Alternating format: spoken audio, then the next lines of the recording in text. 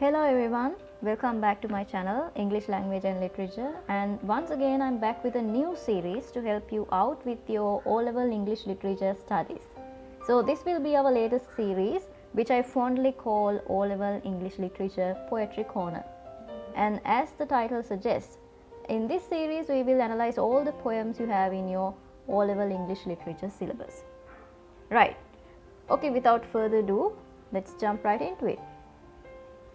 The first poem you have in your grade 10 syllabus is The Eagle, written by Alfred Lord Tennyson, and that's what we are going to study today. Before we plunge into the analysis, let me talk a little bit about the poet, about Alfred Lord Tennyson. Now, Alfred Lord Tennyson was considered the most renowned poet of the Victorian era. Similar to Sinhala literature, which has many eras like Anuradhapura, Polonnaruwa and even Kotte, English literature also has different eras, time periods. One such era is the Victorian era, when the Queen Victoria ruled Britain. So, Tennyson was regarded as the best poet of this era. That says a lot about his poetic mastery actually. This is a man who had a lot of talent and flair for writing. He even wrote a 6,000 line epic poem when he was only 12 years old. Born in 1809 in a region called Lincolnshire, Tennyson began writing poetry as a little boy. His father made sure that he got a good education. Eventually, he left home in 1827 to attend Trinity College, Cambridge. He was first published in 1827, but it was not until 1840s that his work received regular public acclaim. In 1827, the same year he joined the Trinity College, he and his brother Charles published poems by two brothers. His In Memoriam, which was published in 1850, cemented his reputation as a poet. Later on, Tennyson married Emily Selwood and had two sons. Tennyson was also Queen Victoria's Poet Laureate from 1850 until his death in 1892. He basically reached the highest possible level that a poet could possibly reach in that era. Now, when talking about his poetry is often influenced by the atmosphere of his birthplace, Lincolnshire, which was marked by the sea and its sandy beaches. Now, you can also say that the poem we are currently studying is set in a similar atmosphere. It is set in the seaside with the eagle perched on a rocky cliff, right? Great, now that we know the setting and the poet a little bit better, we can move on to reading the poem. So, here we go. The Eagle. He clasps the crag with crooked hands, close to the sun in lonely lands, ringed with azure world he stands.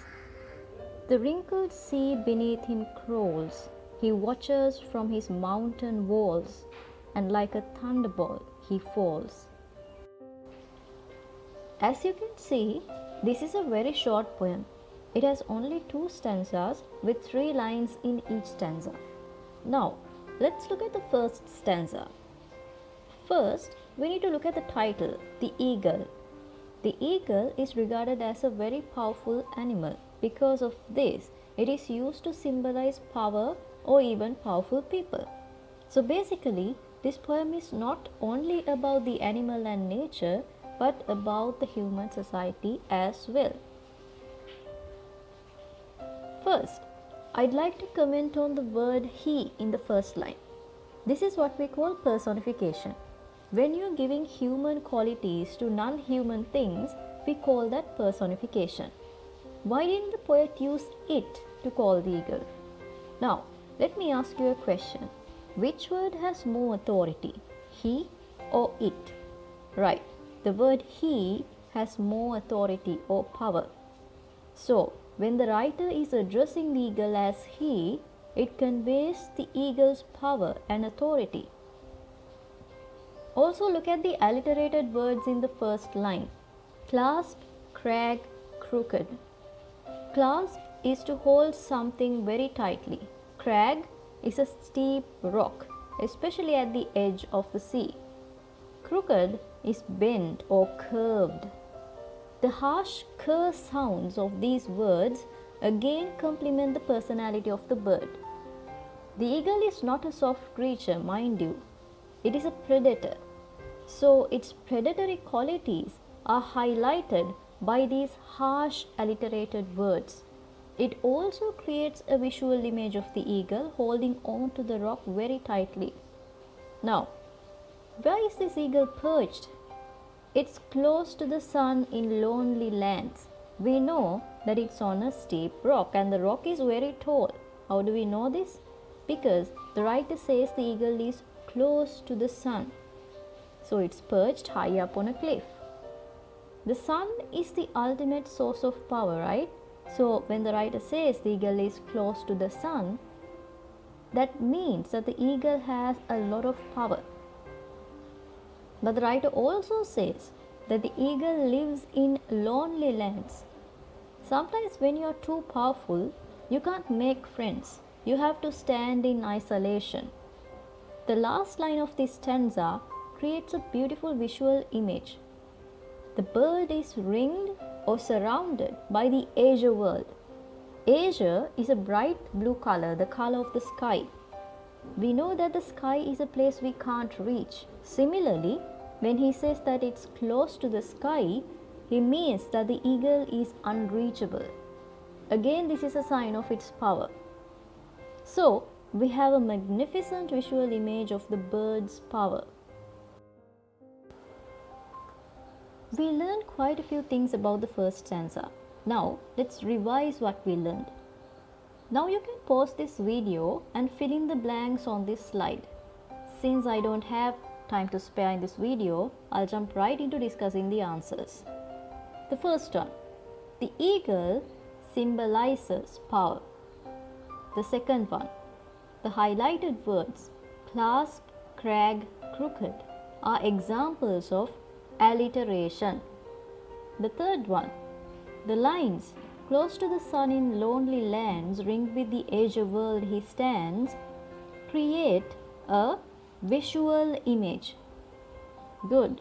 Now, if you got these answers right, that means you are ready to analyze the second stanza. So, let's begin. The wrinkled sea beneath him crawls, he watches from his mountain walls, and like a thunderbolt he falls. Now, what is the meaning of the word crawl? That means you are moving using your knees and hands like a baby. And who is crawling? The sea is crawling. And we also have an adjective to describe the sea, wrinkled. We use both these words, wrinkled and crawl, with people most of the times. Therefore, we have personification as a technique. Now, what kind of people are symbolized by the sea? Powerless people. Why powerless people? Because of the word crawling, which is an act of submission or powerlessness. So, sea is symbolic of powerless people. These two techniques, personification and symbolism, are used to highlight the powerlessness of certain people in society as opposed to the powerful people symbolized by the eagle. Once again, in the second line, we have personification. He watches from his mountain walls with the word he. The word he is used to describe the eagle once again. The image of the sea and the eagle are juxtaposed or brought together to highlight the difference between the powerless and powerful people. In the last line, and like a thunderbolt he falls, we have a simile. When you say something is like another thing, that is called a simile. Sometimes we use the word comparison as well. The bird is compared to a thunderbolt. Thunderbolt is something very fast and very powerful, but at the same time it is something very dangerous and destructive. This is to say that the eagle is powerful and also destructive. So that tells us about the nature of many powerful people in our society, right? They are sometimes destructive, although they are very powerful. We also have the word fall to describe the flight of the bird, the eagle. Now, we use the word fall to talk about defeat, right? But in this case, it is used to describe how swiftly the eagle flies down the cliff. This word fall has a very special connotation. Connotation is another word we use for meaning. Have you ever heard about the fallen angel that appears in the Bible? The word fallen in the Bible is used to describe moral decline or moral deterioration. So we have two meanings associated with this word fall. One is swiftness. Swiftness means quickly, quickness. And the second meaning is moral decline. We can say that that similar to the eagle, powerful people are sometimes destructive and morally corrupt. Right? Similar to the eagle, powerful people are sometimes destructive and morally corrupt. Now, let's revise what we learned in this second stanza.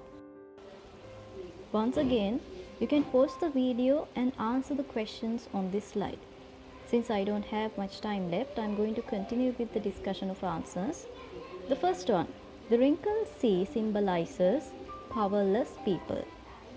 The second one, the highlighted words he and his stand for personification.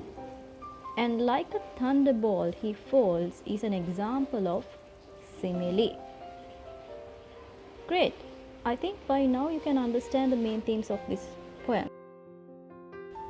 So we have two main themes. They are the majesty of nature and the power and humans. The majesty of nature is represented by the eagle and its majestic behavior and the environment it is surrounded with. What do we mean by being majestic? It is being powerful and magnificent. Then on the other hand, what about the power and humans? We said that the poem is also about human society, right? Then this theme presents the difference between powerful and powerless people. Powerful people are sometimes dangerous and morally corrupt. Powerless people, like the sea that crawls, are at the mercy of powerful people.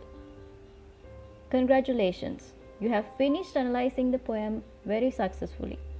Now, if you want more poetry analysis like this one, make sure you like this video and subscribe to this channel so you wouldn't miss the future videos I'm going to upload.